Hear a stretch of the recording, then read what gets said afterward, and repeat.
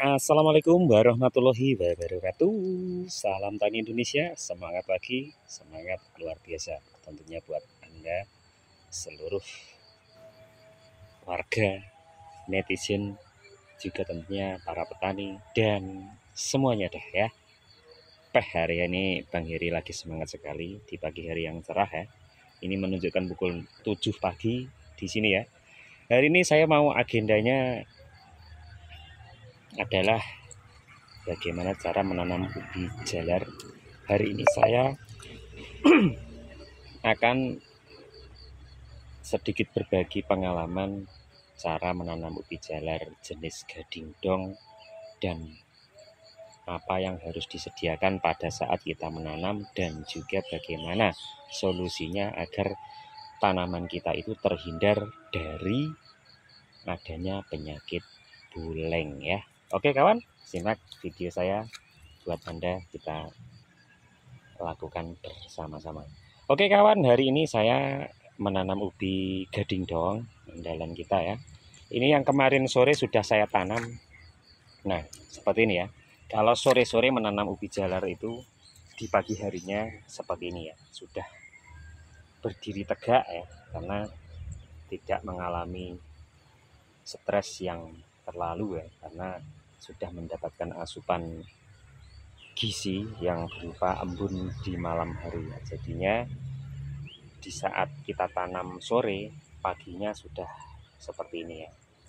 Nah, sudah berdiri tegak, seakan-akan dia tidak mengalami perbedaan saat ditanam atau mungkin masih dalam pembibitan ya. Oke kawan, nah ini satu saya mau presentasikan mungkin bagi kawan yang kemarin-kemarin belum sempat melihat secara langsung. Ya, ini spesifikasi bibit dari saya yang bibitan super. Nah ini ya, ini ubi jalar gading dong yang berdiri tegak ini.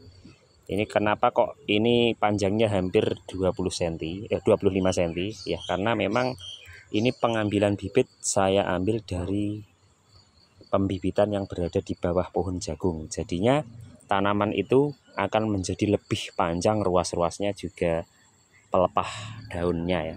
Nah, itu kok nggak seperti gading dong ya. Ini memang gading dong ya, tapi itu ya, ini dari bawah pohon jagung. Jadinya bentuk ranting, tunas dan lain-lain itu akan menjadi lebih panjang ya. Itu berlaku untuk semua jenis ubi jalar ya. Nah, kita ambil yang superan seperti ini kawan. Nah, ini sebagai tutorial saya mau menanam jenis ini ya. Ini sudah adanya akar yang perdana, ini malah bagus ya. Kita didekok wae ya, sekitar sini.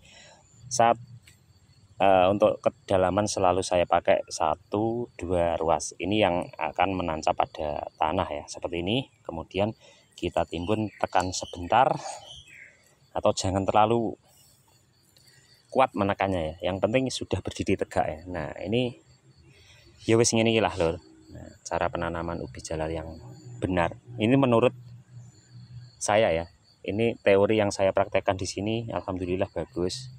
Karena ada juga banyak kawan-kawan di tempat lain yang menanam itu dijadikan letter U atau mungkin ditanam sampai 10 ruas tapi kedalaman sekitar 3 cm itu juga bisa ya. Itu tergantung pada tingkat kesuburan lahan kita, atau mungkin kenapa kok saya selalu memakai yang ditanam itu sampai hanya 2 ruas. Ya karena saya sudah membuktikan dan ini ya, berbagai teknik yang saya dapatkan di YouTube kawan-kawan yang lain yang ada perbedaan dengan teknik penanaman yang saya lakukan itu ternyata hasilnya masih kalah ya kalau di tempat saya. Mungkin itu faktor dari tekstur tanah, juga tingkat kesuburan tanah, itu pasti akan mempengaruhi apa yang kita tanam pada lahan. Nah, ini yang super. Ini lebih super lagi seperti ini ya. Kita mengambil itu ini dari umbi ya, yang ada tunasnya lagi, langsung kita tanam tadi seperti ini ya. Sudah kita lakukan. Nah, ini untuk jarak yang tanam yang selalu kita pakai antara 35 sampai 40 cm jarak tanaman dalam satu bedengan ya. Itu selalu kita lakukan, karena kalau terlalu rapat di tempat saya itu umbinya cuma banyak ya, tidak bisa besar ya. Mungkin seperti itu yang menjadi kesimpulan saya kenapa kok menanamnya itu jaraknya 35 sampai 40 cm ya. Kalau di tempat lain ada juga yang hanya jaraknya 20 sampai 25 ya, mungkin di tempatnya terlalu subur. Jadi memang kalau lahan yang subur itu bisa kita rapatkan untuk menanam ubi jalar ya, karena nutrisi yang terkandung dalam tanahnya akan selalu terpenuhi. Tapi beda halnya kalau dengan lahan yang pembawaan tanahnya itu kurang begitu subur ya, otomatis kita harus memerlukan asupan gizi berupa pupuk dan yang lain akan lebih banyak ya.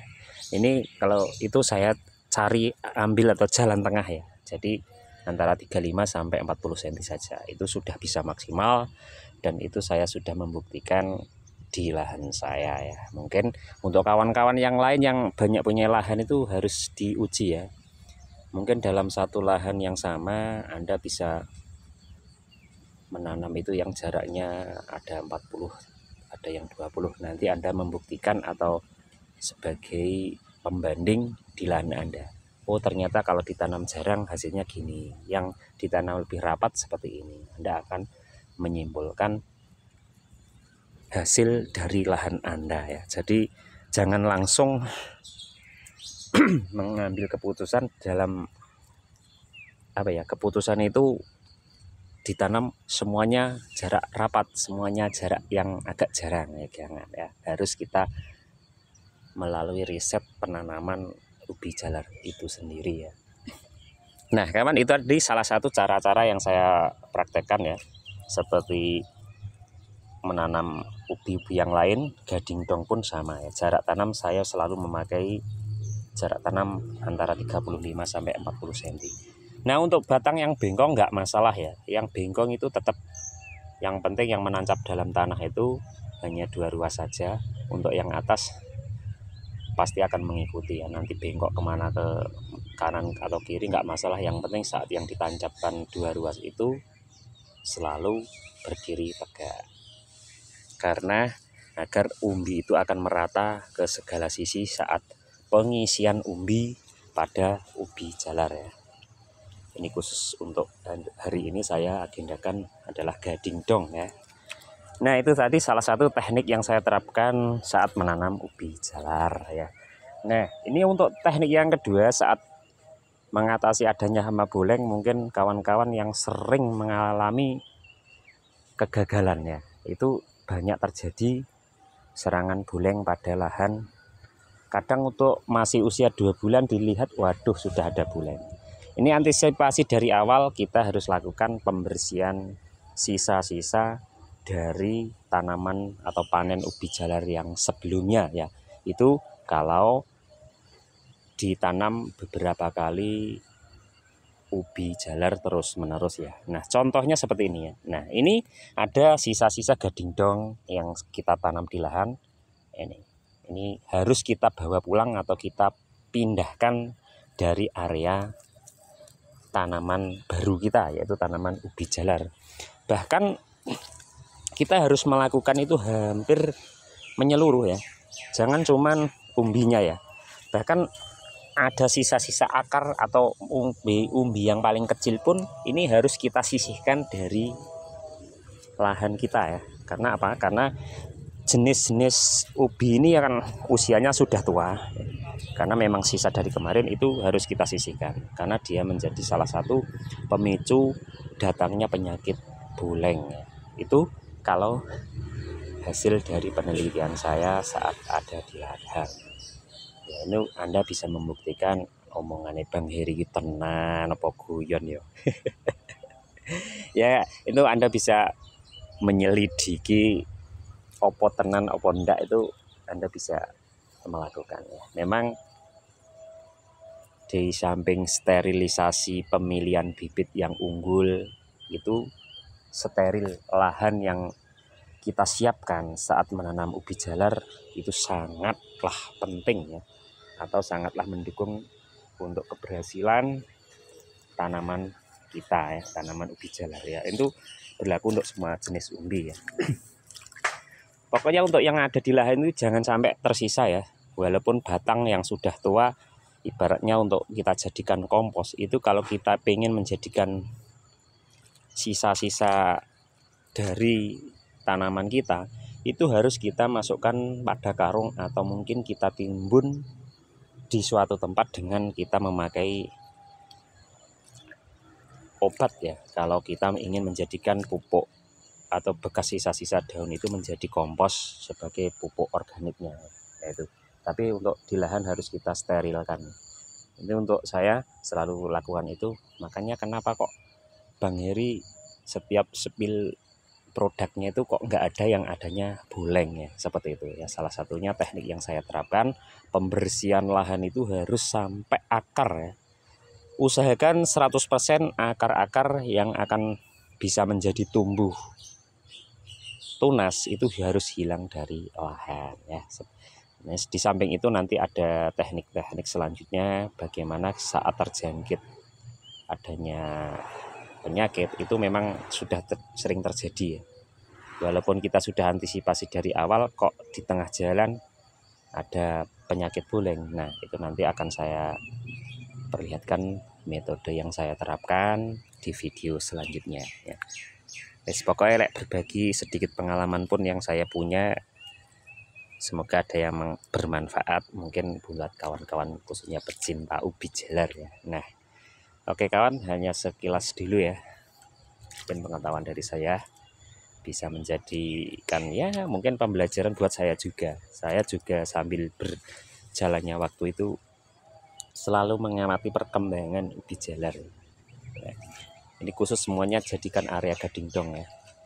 Ini bersebelahan dengan lahan pepaya California saya yang kemarin seperti ini ya. Karena di sini terlalu banyak hujan, akhirnya ubi juga pepaya ini seperti ini. Jadi untuk sekarang sudah memasuki musim panas di sini, jadinya pepaya juga sudah mulai bagus dan sesuai dengan harapan. Kemarin juga sempat diserang penyakit bembuk ya untuk pepaya California saya. Tapi alhamdulillah ini sudah hilang, ini sudah mulai tunas kembali. Nah, seperti ini kan ya yang saya hadirkan buat Anda. Jangan lupa dukung terus channel Bang Heri. Bagi kawan-kawan yang mungkin mau sharing buat secara jalur pribadi, bisa dihubungi channel Bang Heri ya. Saya siap membantu Anda berbagi pengalaman. Mungkin kita saling membutuhkan, saling melengkapi kekurangan antar petani sesama petani ya. Biar kita raket sedulurane, tambah ilmune, tambah segalane, tentunya untuk kemajuan pertanian kita semuanya ya. Salam tani Indonesia, selamat pagi, assalamualaikum warahmatullahi wabarakatuh.